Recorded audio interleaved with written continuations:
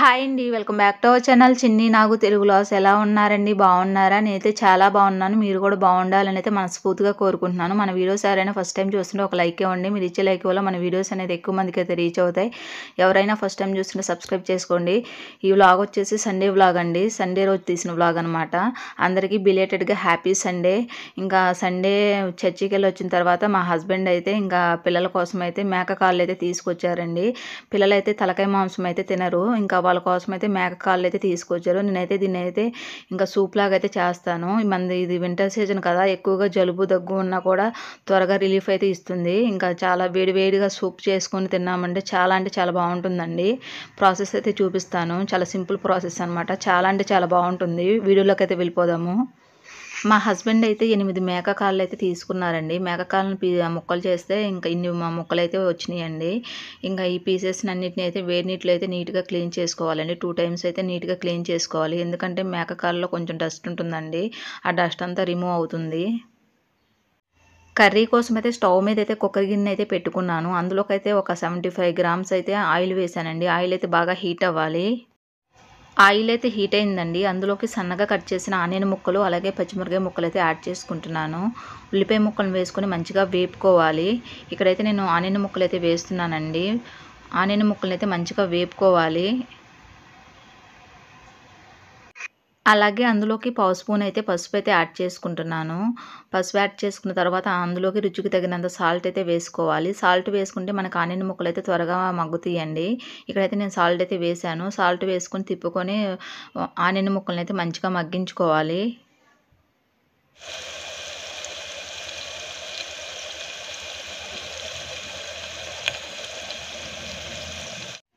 ఉల్లిపాయ ముక్కలు అయితే మగ్గినాయండి. అందులోకి అయితే 2 స్పూన్స్ వరకు అయితే అల్లం వెల్లుల్లి పేస్ట్ అయితే వేసుకోవాలి. అల్లం వెల్లుల్లి పేస్ట్ వేసుకొని పచ్చివాసన పోయే వరకు అయితే వేపుకోవాలి. ఇక్కడైతే నేను అల్లం వెల్లుల్లి పేస్ట్ పచ్చివాసన పోయే వరకు అయితే వేపుకుంటాను. అలా వేపుకుంటే మన కర్రీ టేస్ట్ అయితే చాలా బాగుంటుంది. అల్లం వెల్లుల్లి పేస్ట్ అయితే వేగిందండి. అందులోకి నీట్గా క్లీన్ చేసుకున్న కాళ్ళు అయితే వేసుకోవాలండి. మేక కాళ్ళని అయితే ఇక్కడ వేసుకుంటున్నాను. నేను హాట్ వాటర్లో అయితే క్లీన్ చేసుకున్నాను అని చెప్పాను కదా, అవి అయితే వేసుకుంటున్నాను. వేసుకొని తిప్పుకొని ఒక 2 నిమిషాలు అయితే మగ్గనివ్వాలి. అలా మగ్గనిస్తే మనకి అందులో నుంచి అయితే వాటర్ అయితే రిలీజ్ అవుతుందండి. ఆ వాటర్ మొత్తం డ్రై అయ్యే వరకు అయితే ఉడికించుకోవాలి. మేకకాళ్ళు అయితే వేసుకున్నానండి. తిప్పుకొని ఒక 10 నిమిషాల వరకు అయితే మగ్గించుకుంటాను. ఇక్కడైతే నేను మగ్గించుకుంటున్నాను. మగ్గించుకున్న తర్వాత టమాటా ముక్కలు అయితే యాడ్ చేసుకుందాము.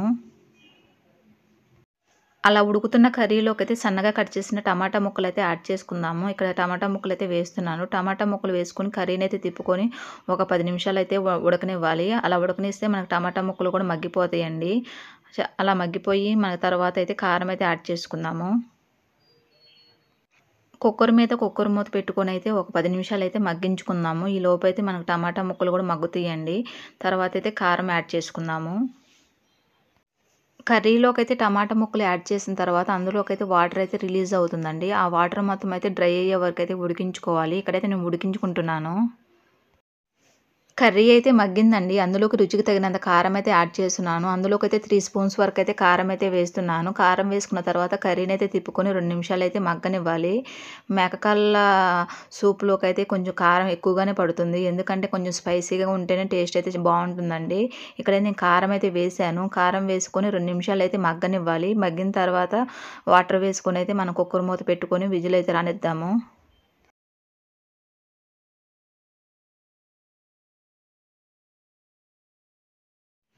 కారం అయితే మగ్గింది. అందులోకి 2 గ్లాసెస్ అయితే వాటర్ అయితే యాడ్ చేసుకుంటున్నాను. వాటర్ యాడ్ చేసుకున్న తర్వాత కర్రీని అయితే తిప్పుకొని అందులోకి కుక్కర్ మూత పెట్టుకొని ఒక 8 విజిల్స్ అయితే రానిస్తాను. 8 విజిల్స్ రానిస్తే మేకకాలు కదా, కొంచెం ఉడకటానికైతే టైం పడుతుంది. ఒక 8, 9 విజిల్స్ అయితే రానివ్వాలి.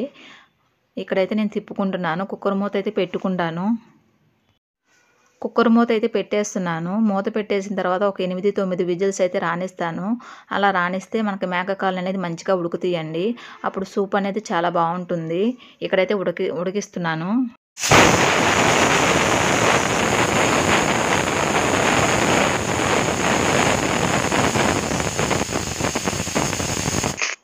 కుక్కర్‌ని అయితే ఒక 9 విజిల్స్ అయితే రానిచ్చానండి.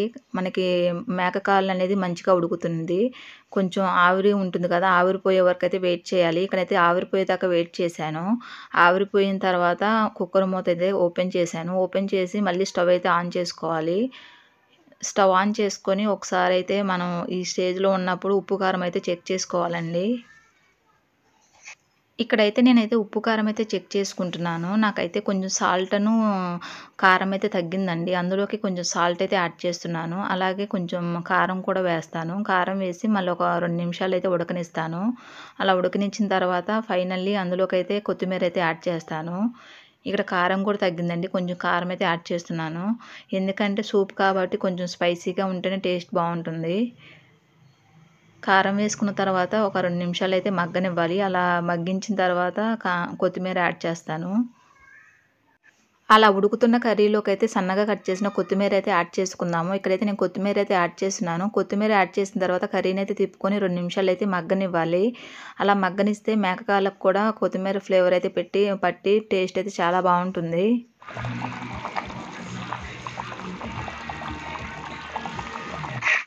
ఫైనల్లీ అందులోకైతే 1 స్పూన్ వరకైతే గరం మసాలా అయితే యాడ్ చేసుకోవాలి. గరం మసాలా వేసుకున్న తర్వాత కర్రీనైతే తిప్పుకొని 2 నిమిషాలైతే మగ్గనివ్వాలి. అలా మగ్గనిస్తే మేకకాళ్ళ సూప్ అయితే వేడివేడిగా రెడీ అవుతుంది.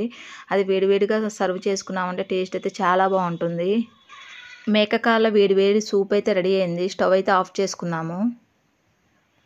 యమ్మీ యమ్మీ వేడి వేడి మేకకాళ్ళ సూప్ అయితే రెడీ అయిందండి. ఈ ప్రాసెస్‌లో అయితే ట్రై చేయండి. టేస్ట్ అయితే చాలా బావుంటుంది. పిల్లలు కూడా చాలా ఇష్టంగా తింటారు. మనకు జరుగుతుంది వింటర్ సీజన్ కాబట్టి మేకకాళ్ళ సూప్ చేసుకొని వేడివేడిగా తిన్నామంటే జలుబు, దగ్గు రాకుండా అయితే ఉంటుంది. ఈ ప్రాసెస్‌లో ట్రై చేసి ఎలా వచ్చిందో కామెంట్ అయితే చేయండి. నిజంగా టేస్ట్ అయితే చాలా అంటే చాలా బావుంటుందండి. వేడిగా అయితే తీసుకోవాలి. ఇది చల్లారితే బాగోదండి. వేడిగా తీసుకుంటే మనకు చాలా అంటే చాలా బావుంటుంది.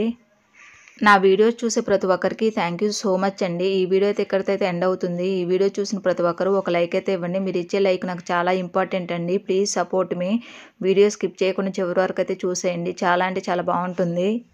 ఐ హోప్ ఈ వీడియో నచ్చిందని అనుకుంటున్నాను. ఈ వీడియో నచ్చితే లైక్ చేయండి, షేర్ చేయండి, కామెంట్ చేయండి. Please subscribe my channel. పక్కనే బెల్ ఐకాన్ ఉంటుంది. దాన్ని క్లిక్ చేయండి. మరొక మంచి వీడియోతో మళ్ళీ కలుసుకుందాం. Thanks for watching. Bye friends. Bye.